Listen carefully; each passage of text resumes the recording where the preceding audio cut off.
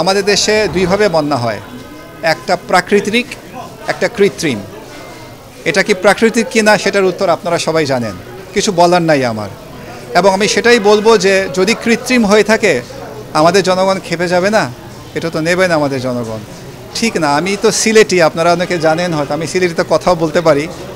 আমি এসেছি যে টিএসসিতে যে যদি সিলেটি কোনোভাবে সাহায্য করতে পারে, আমি তো একা মানুষ, সুতরাং আমি চেয়েছিলাম যে কোনোভাবে যদি সিলেটি কোনো সংগঠন থেকে আমি সাহায্য করার জন্য।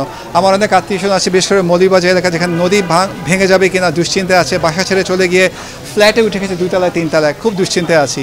এখানে আরেক ভাই একটু আগে বলছিলেন, খুবই সুন্দর বুদ্ধি দিলেন, আমাদের যেটা দরকার এখন নৌকা দরকার অনেক, যেন মানুষগুলো নৌকায় উঠতে পারে, কারণ ভিজে বসার জায়গা নাই তো কোথায় যাবে। নৌকা যদি আমাদের আর্মি বিজিবি সহযোগিতা করেন নৌকা নিয়ে, যাই হোক না কেন ওরকম বসতে পারে যেন জনগণ, এটা খুব দরকার আমাদের এখন। খুবই খারাপ অবস্থা ছিল আদালতের, এখনও আছে, আশা করি ইনশাল্লাহ একটু একটু করে ভালো হবে, সেটা সময় সাপেক্ষ। তবে আমাদের তো ইমিডিয়েট রিলিফ দরকার, তাৎক্ষণিক একটা আমাদের ব্যথাটা কমানোর দরকার। তার জন্য আমি আহ্বান করি যে বৈষম্য বিরোধী ছাত্রদেরকে আদালতে যেন ওনারা থাকেন, এটা অত্যন্ত গুরুত্বপূর্ণ আমাদের ছাত্রদের আদালতে থাকা। সরি ভাই, আমি এই দেশকে এই পর্যায়ে এই আন্দোলনে আনতে পারিনি, আমি বয়স হয়ে গেছে, ওরাই এনেছে, আমাদের পরের প্রজন্ম। অ্যাবসোলুটলি ওদের কথা শুনতে হবে এখন থেকে, ওদেরকে কোনোভাবেই আমাদের উপদেষ্টা সরকার যেন বিচ্ছিন্ন না করে এবং ওদের সাথে ডায়ালগ রাখতে হবে, এটা একটা বিরাট ব্যাপার।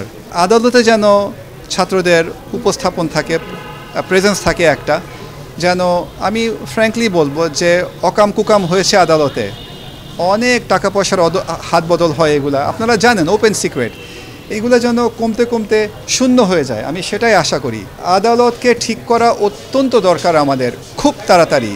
এটা ফেজে হলেও যদি ছাত্ররা থাকে, আদালতে প্রেজেন্স থাকে, ছাত্রদের উপস্থিতি থাকে, অনেক কিছু পাল্টিয়ে যাবে আমার মতে। ওরা থাকলেই পুলিশরা সহযোগিতা করবে, আমাদের জনগণকে দুটো কথা বলতে, ব্যথার কথা বলতে পারবে, ওরাই গিয়ে আমাদের সরকারকে জানাবে ওরা দেখেছে। আপনি তো একলা মানুষ, ওরা তো বিরাট সংগঠন, ওরা অনেক কিছু করতে পারবে।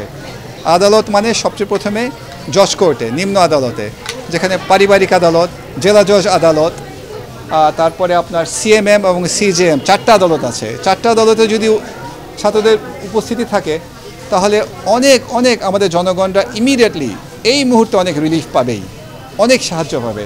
ওদেরকে দেখে আমাদের জনগণ মনে শান্তি পাবে, ওরা এসেছে।